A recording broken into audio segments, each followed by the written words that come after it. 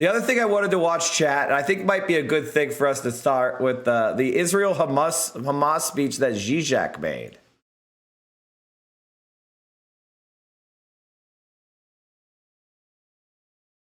I'm looking for a recording.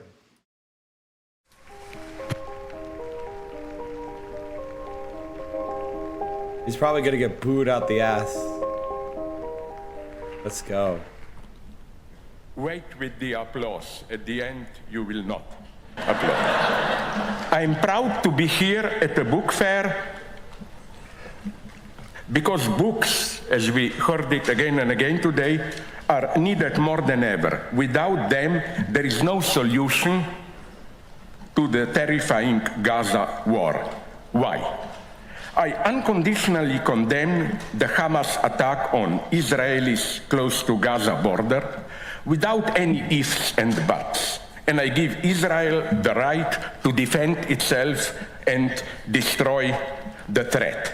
However, I noticed a strange thing. Look at that. He condomed hummus. He condomed hummus.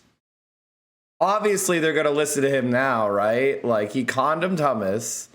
There's no way there's going to be any kind of problem, right? There's no way. He condomed hummus. What more do you want? Obviously, they're going to cheer on his thoughtfulness and his balance and not being a left-wing supporter of Hamas. I mean, he just condemned Hamas and said Israel had a right to defend itself. So clearly, they're going to give him a standing ovation for his balance and thoughtfulness. The moment one mentions the need to analyze the complex background of the situation, one is, as a rule, accused of supporting or justifying Hamas terrorism. Are we aware how weird this prohibition to analyze, to see the complexity is? In what society does this prohibition belong? Here, my first provocation, in a society which is, it's not here, which is structured like Waben, honeycomb. What an idiot did choose this as a light word. Do you know how Hanis live? It's the most totalitarian society you can imagine. More than 80% are women who are de facto castrated, not allowed to develop sexually, they just work. Then you have one queen who once in a lifetime has sex with 10 men, and when they have orgasm, the penises are immediately swallowed by her. No, thanks, I don't want to live in such a society. So let me go to my point. The title of a recent dialogue on anti-Semitism and BDS, Boycott, Divest, and so on, in Der Spiegel was, auf Deutsch, wer Antisemit ist, bestimmt der Jude und nicht der potenzielle Antisemit. I translate. Who is an anti-Semite determines the Jew and not the potential anti-Semite. Okay? Sounds logical. The victim itself should decide if it is really a victim. But does not the same also hold for Palestinians, who should be able to determine who is stealing their land and depriving them of their elementary rights? And I want to draw your attention to a beautiful detail today. Only, I think it was the very last word of the Slovene president's speech. Correct me if I'm wrong. Oh, this was only once that the word Palestinian was pronounced. It was just Hamas versus Israel. I'm sorry, but you have to include in this situation millions of Palestinians. Further point, by analyzing the background, I don't mean the worker bees will take out the queen if she's not doing a good job. True. True. And actually, the worker bees create the queen when they need one. you know? And when the society is flourishing, they'll create more so that they can spread out and start and have another colony somewhere else. They make the decisions as a collective organism, it's not the queen is just really the reproducer, which is obviously very important in the colony. There's no, so they take care of her, but she, she's the hardest working bee in there. The utter stupidity masquerading as a deep wisdom. You know that saying, an enemy is someone whose story you have not heard. Sorry, I read Hitler's Mein Kampf. I heard his story.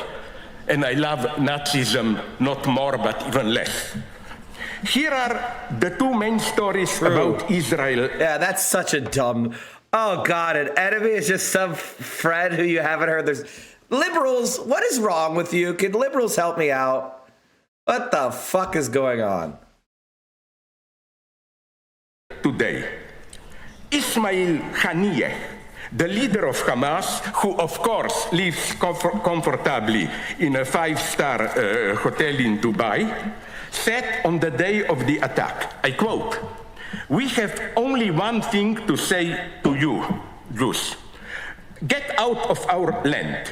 Get out of our sight. This land is ours. Al-Quds, the term for Jerusalem, is ours. Everything here is ours. There is no place or safety for you." End of quote. Clear and disgusting. But did the Israeli government not say something similar, although of course in a much more civilized way? Here is the first of the official basic principles of Israel's present government. Quote from the official source: "The Jewish people have an exclusive and inalienable right to all parts of the land of Israel. The government will promote and develop the settlement of all parts of the land of Israel in the Galilee, Negev, Golan, and Judea and Samaria." Yeah. End of quote. Or, as Benjamin Netanyahu said, quote, "Israel is not a state of all its citizens. It is a state of the Jewish people and only it." End of quote. Does this principle not exclude any serious negotiation? Palestinians are strictly treated as a problem. The state of Israel... Yeah, exactly. And that is where the fascism comparisons really come to root with Israel. If you make Israel a Jewish state, then the Palestinian population is a problem. Have you heard that anywhere else before? If you're not getting what I'm putting down, the answer is that's exactly how the Nazis described the Jewish people, and they called them the Jewish question. They needed a solution for the Jewish question. And their ultimate answer was genocide, physical destruction of the Jewish population. And with Israel's attack on the Gaza Strip, it seems that they've arrived at a very similar solution.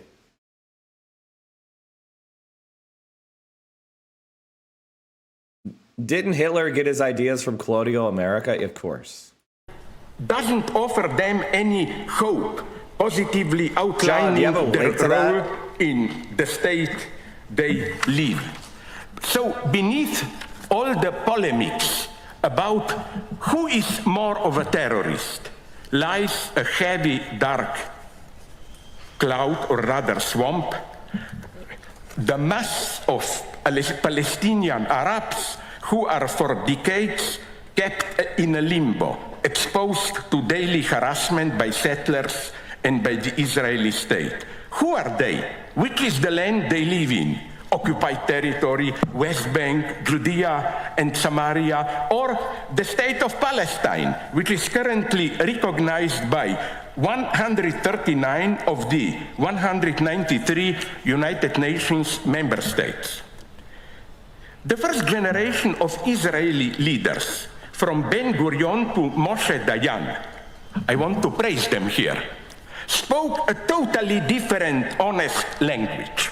They openly confessed that their claim to the land of Palestine cannot be grounded in some universal justice. A very actual example. On 29th of April 1956, there was an incident concerning Gaza. A group of Palestinians from Gaza that had crossed the border to plunder the harvest in the Nahal Oz kibbutz fields. The group then, Roy, a young Jewish member of the kibbutz who patrolled the fields, galloped towards them on his horse to chase them away. He was seized by the Palestinians, and when the United Nations returned the body, his eyes has been plucked out. Here is the reaction of Moshe Dayan.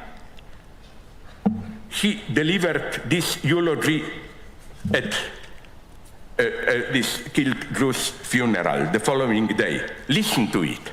Let us not cast blame on the murderers today. What claim do we have against their mortal hatred of us? They have lived in the refugee camps of Gaza for the past 8 years, while right before their eyes we have transformed the land and villages where they and their ancestors once lived into our own inheritance. End of quote. Can you even imagine a similar honest statement today? How far are we from the situation even a complex of decades ago, when we were talking about land for peace agreement, two-state solution, or when even today's staunchest supporters of Israel were putting pressure on it not to build settlements in the West Bank? In 1994, Israel built a wall separating the West Bank from 1967 borders of Israel, thereby nonetheless recognizing West Bank as a special entity. All this now vanished into thin air. The emblem of today's Israeli government is Itamar Ben-Gvir. He entered politics by joining the youth movement of the Kach and Kahane Chai party, which was designated as a terrorist organization and outlawed by whom? By the Israeli government itself. I mean, and that's the situation we're in. People talk about the threat of Hamas gaining power when the Israeli government we have now is a genocidal, fascist, terrorist group. And that's not my opinion. That was the previous opinion of the Israeli government. That's the crisis we're in, is that the United States and its unconditional support of Israel, no matter what crimes it commits, has gotten us to the point where we're in a genocidal, settler, colonialist conflict. Did you see the video of Jenna Ellis flipping? Yeah, we're going to talk about that later. Pepala. We're going to watch that later. Let's just get the Zizek going. When Ben-Gvir came of age for conscription into the IDF, he was barred from service due to his extreme right political background. And such a person, condemned by Israel itself as a racist and terrorist, is now, guess what? The Israeli Minister for National Security, who should safeguard the rule of law. Remember the great conflict that divided Israel in last months. Commenting the measures proposed by the Netanyahu government, Yuval Harari put it brutally. This is definitely a coup, a strike. Israel is on its way to become a dictatorship, end of quote. Israel was split between nationalist fundamentalists trying to abolish key features of the legal state power and the civil society members aware of this threat. With the Hamas attack, and that's what I consider a true tragedy, the crisis is over, the spirit of national unity revived. This is always a tragic moment when inner split is overcome against an external enemy. So perhaps the first thing to do is to clearly recognize the massive despair and confusion that can give birth to acts of evil. In short, there will be no peace in the Middle East without resolving the Palestinian question. I read this in the last days in Israeli newspapers themselves. I'm not in any way justifying it's a criminal thing. Yes, Israel has the full right but to counterattack. But don't forget this dark, obscure background, Palestinians. The second thing is that the solution is not a compromise in the filthy sense of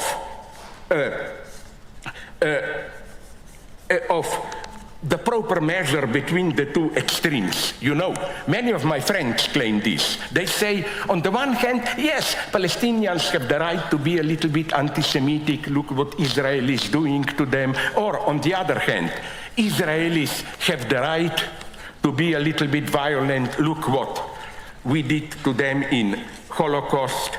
I think there is nothing to understand here. One should go to the end in both directions, in the defense of the Palestinian rights, as well as in fighting anti-Semitism. You cannot compare this terror of Hamas with what it's doing on the Israeli side. Sorry. I am not. Oh my God, German liberals are just the most obnoxious, annoying fucks of all time. Listen, we genocided the Jews, therefore, to make up for it, we're going to help them genocide someone else. Shut up. Shut up. I am not comparing. No, it's not relativism. I'm going much... Yeah, now you see what means in practice. Listen to diversity, inclusion. Yes, but this is the cancel logic. To have our way of diversity, some people, of course, must be first excluded. I'm talking about dozens of Palestinians that I know. Sorry if I explode now a little bit. If there is a person here in this room who did more to peaceful collaboration between Palestinians and Israelis, then I bow my head, but they didn't. What more can you do than this? With my friends, I co-organized in Ramallah a big meeting celebrating Walter Benjamin, a Jew.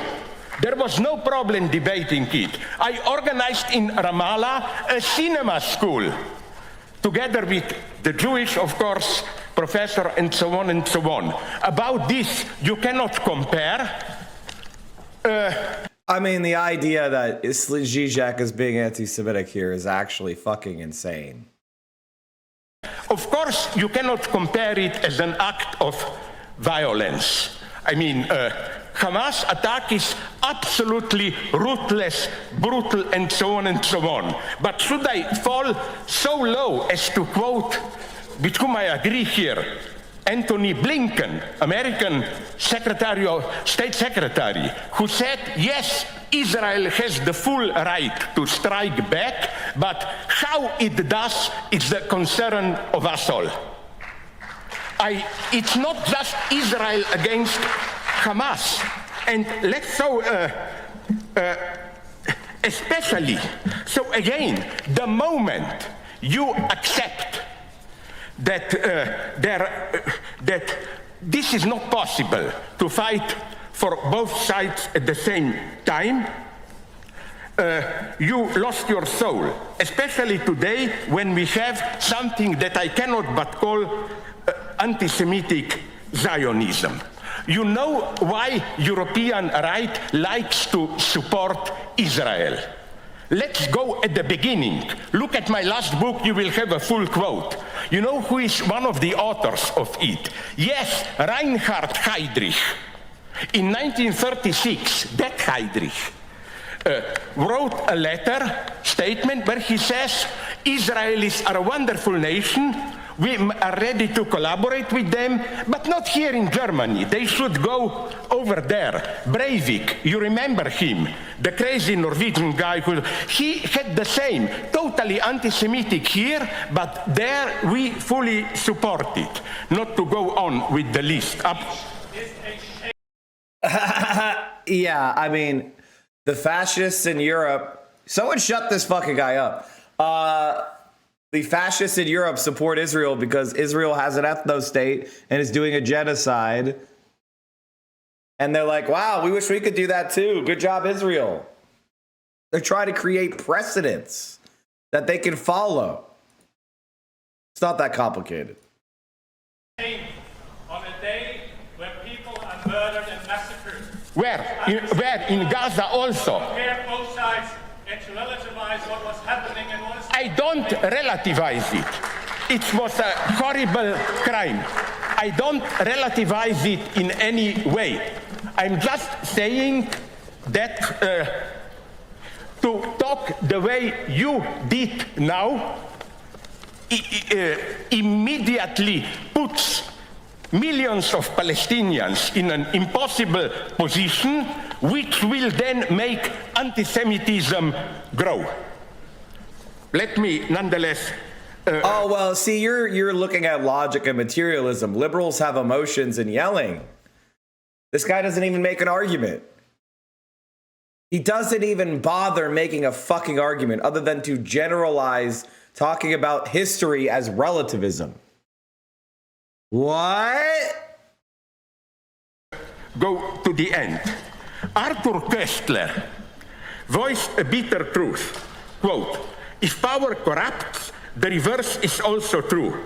Persecution corrupts the victims, though perhaps in subtler and more tragic ways. End of quote. This holds for both sides in the ongoing war.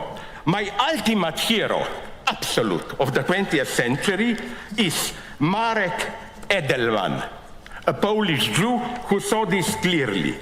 Edelman took part in the 1943 Warsaw Ghetto Uprising and also in the citywide 1944 Warsaw Uprising. After the war, when his wife and children emigrated in the wake of the growing anti-Semitic campaign in Poland in 1968, he decided to stay in Poland. Comparing himself to the stories of the ruined buildings at the site of the Auschwitz camp, he said, someone had to stay here with all those who perished here, after all. End of quote. From 1970s on, he collaborated with the Workers' Defense Committee as a member of Solidarity. He took part in the Polish Roundtable talks. Towards the end of his life, Edelman publicly defended Palestinian resistance, claiming that the Jewish self-defense, which he had fought, was in danger of crossing the line into oppression. Now, to disqualify Edelman as a self-hating Jew is, I think, the ultimate obscenity. Why am I saying this here in Frankfurt at the Buchmesse? Because only through reading books, I agree here with my previous speakers, can we become aware of the situation. Literature is the privileged medium to render palpable the deep ambiguity and complexity of our predicament. I'm not mystifying poetry. On the other hand, my thesis is, to shock you again, no ethnic cleansing without poetry. Think of Rwanda. There was a big local poet there. Think about ex-Yugoslav war, Radovan Karadzic, a quite respected poet. without the war, not to mention people like Mao Zedong and so on. That's why. I mean, what Zizek is basically saying is that romantic notions are necessary in order to create the conditions for genocide and mass killing. To overcome our basic empathy for other human beings, we have to create myths and poetry and irrational feeling in order to exercise it. And that involves even the highest faculties we have, like creating poetry. I was shocked when I learned that the award ceremony for Adania Shibli was postponed, a decision I consider scandalous. Terrorism against Israel, yes, contradicts all the values of the Frankfurt book. Yes, and so does the collective punishment of millions in Gaza, as well as the cancellation of Adana Shibli. You know, here we are approaching the paradoxes of cancel culture. Official notice is, yes, inclusion, diversity, but then all that cancel culture does is excluding those who don't fit your notion of inclusion and diversity. So I'm not only proud to be here, I'm also a little bit ashamed. Try to imagine what Marek Edelman would say if... He's basically saying cancel culture is oppressing the Palestinians. I don't think I agree with that part of the thesis, but everybody tries to understand issues through their own lenses, I guess. He were to be alive today. Come on, Zizek. And again, to repeat, I'm at the end. No, I in no way identify or relativize what Hamas did. It was an unforgivable, brutal killing spree. Haniyeh said it clearly. It's not just about limiting Israel, it's about the annihilating the state. But the circumstances that I described in no way relativize this crime. They just make us see the background of discontent out of which such crimes, this doesn't justify them in no way, may arise. If we ignore this, if we ignore what is happening now in the West Bank, then we cannot understand the situation. I absolutely recognize fully the right of the state of Israel to exist. I'm absolutely also critical against the Palestinian Authority. For example, I think that Arafat was, in a justified way, characterized as the man who never misses an opportunity to miss an opportunity. It was extremely stupid for him to reject the pact with Ehud Barak government organized by Clinton. So That's not really accurate. That's not really accurate, Zizek. There was like, I have to remember off the top of my head, so please don't call me out for misremembering the history, but I'm 99 or 95% sure that it was the Israelis that withdrew it because of Sharon did this very provocative, like Ariel Sharon, who's a former Israeli prime minister, went to the Temple Mount or something. Oh, he went to he did some sort of provocative shit on the Temple Mount. Right as that was being negotiated to end the negotiations. It was like days after this supposed deal was on the table. And that was in opposition to Barak. So, nah, dude. And then Sharon ended up winning the election. I'm not praising Palestinians. That's I'm not just really saying blaming them is ridiculous. Their situation on the West Bank. They are in a limbo it's a tragedy. If we, sorry? Yeah, if you would have said this to other people who spoke before me also, it would have been nice. So, you see, the moment I just said it's not simple, I compare the incomparable. No, I think we should compare it. Thank you. I love Zizek, though.